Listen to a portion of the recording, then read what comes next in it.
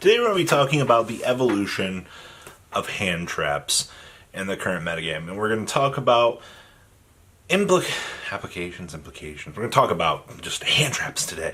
What are the best ones see in play? What happened to things like Ghost Bell, Droll and Lockbird, by the way. Little interesting tidbits of stuff here. So let's dig on into another episode of hand traps. This probably will end up being multiple separate videos over time, but for now we're starting with the best hand traps in today's format.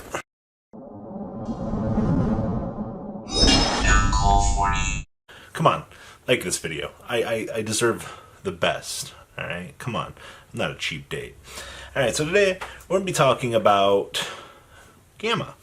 Alright, so for those of you that are like, really? Gamma? I mentioned this in another video. I watched an entire 10-minute video about Gamma and how Gamma's a bad card. And I'm like, well, statistically, the rest of the format would like to disagree with you. Alright, like, I understand that Gamma can be slower. You can't necessarily use it once you start with a giant field. But Gamma is the bad player magnet. You activate Magical Meltdown, your opponent ashes it. Not today. I'm just going to go ahead and Gamma that ash really quick. The card is meant to be a card that counteracts other abusive things and then puts two bodies on the field. Now, if you get those two bodies on your field during your turn, you get access to a Holly Fibrax. Holly Fibrax is full combo. Back in the other day, you guys had the chance to, make a Lambda, and then what was it? You got to search during the end phase to search for another Gamma that you could use during the opponent's turn. That's best case scenario. Other case scenarios, you got 3,500 damage on the field, but the downside that I'm still seeing the same argument for here is, yes, you have to play a brick in your deck. Yes, bricks do give issues to the metagame, but if Red Eye's Dark Dragoon in the corner over here can be seeing play with 1 fusion, 2 other bricks, and you're playing 4 of those things in your deck for 3 Gamma with 1 driver, I understand it. But statistically, you're playing this card for the negation, for the aspect of power that it gives you in today's metagame, alright? So, don't be a fool, alright? Don't be like, well, I don't want to play Gamma because somebody else said it's bad. No, don't do that. It is possibly one of the best cards in today's metagame, alright? Don't be an idiot. Remember, Gamma is good. Now, if you misuse your Gamma, you deserve to be punished. You're probably going to lose the game. Well, shucky diddle darn, alright? Sucks to be you. There's nothing that you can do about that, okay? So, remember, Gamma correctly, and stay safe out there. Next up on our list here is actually going to be the Niburu Meister. Now, Niburu is a very broken card when used correctly. And you're like, what do you mean?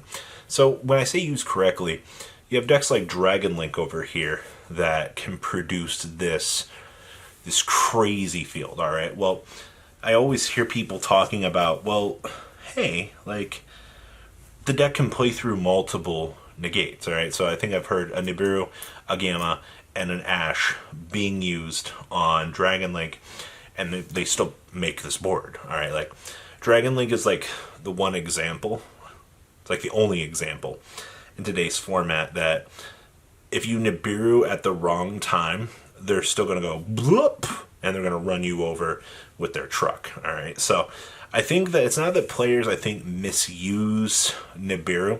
I think the biggest issue is they just might not know when the correct opportunity to drop the card is, alright? I'm just saying that Niburu is a fantastic card. The card cleans up boards. But if you're waiting for your opponent to make a play and they just roll on up into a negate, well, your Niburu is worthless. That's the general problem here is you have to Niburu them before they produce their negate. And if you're like, well, I'm going to, Gamma on, if you're trying to get cheeky, like reveal the Niburu and then reveal the Gamma to clean up the negate, I guess that's fine, but you're just giving unnecessary attack points to the thing. So, like, if you're trying to do extenders with it or to have things backed up, I guess, but I feel like Niburu as a power card in today's format is already being really rough Like, Dragon Link ceiling is too high for Niburu to really handle. Even though Nibiru is one of the best hand traps that we got in modern age Yu-Gi-Oh!, the cards still just really fall short of certain things, because as soon as that negate comes up on the field, you're like, well, there's the Appaloosa, there's the Borreload Savage. Your Niburu is worthless. There's nothing that you can do for it. Also, 5 summons to put a negate on the field seems easy enough for me, alright? So, it is good. It's absolutely amazing. But I'm starting to see just there's too many cases where players are finding ways around it. So, Niburu safely, everybody. Alright. Next up on our list here is Infinite Impermanence. Now, Imperm still continues to be that hand trap. Alright? You get off scot-free. It's not, hey, they can't use a monster negate. They can't Appaloosa negate your Imperm. Alright? I think that's my favorite part about Imperm is they gave us a hand trap negate on not a hand trap. Alright? Which is great. So it's on a not monster body that, unless there's a big Omni negate on the field, then that's the only real thing I have to worry about. I think that Imperm risk versus rewards, you get away with just doing this because, like, in combination with another hand trap, you're usually golden. I mean, for the stipulation, pretty much like Gamma, hey, you have nothing on the field, go ahead. And your additional resources, if you set it, you get to blank a column in the back row for a turn, alright? You know how many people will misplay Activate a Spell and Trap card in the column that you were doing this in? Well, that's your little icing on the cake, alright, for choosing to play Infinite Impermanence in today's metagame, alright?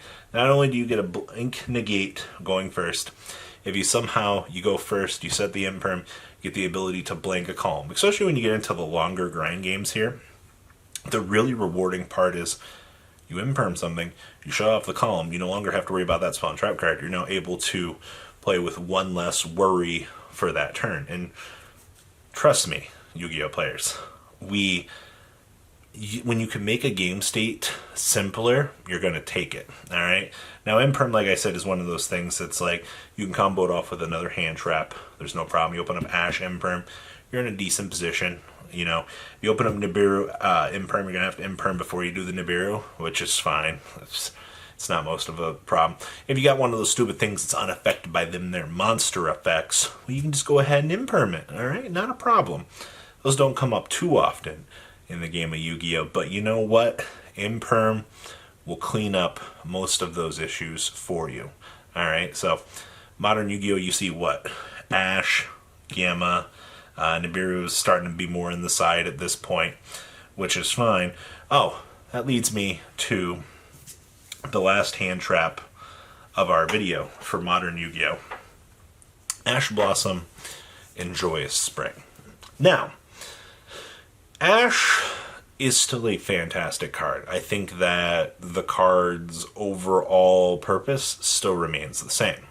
The card is very good, but I've noticed something between Gamma, Nibiru, Imperm, and Ash. And as of this last format and a half, it feels like Ash's playability, it hasn't necessarily dropped, but it feels like the value you're getting from the card isn't as powerful as it once was. Well, you have the other side of the coin over here. It's like, well, you Ash the Extra, you Ash the Imperm, you Ash the Verte Anaconda sending. You have all kinds of arguments over here for people who are like, well, Ash is still good. And to a degree it is. But in combination with the rest of the metagame, like Gammas, Nibirus, Imperms, these other cards just have better mileage overall in terms of how things are going. And that's not to say, like, Ash is an incredibly powerful card. Like I said, don't get me wrong. That well-timed negation can win you the game.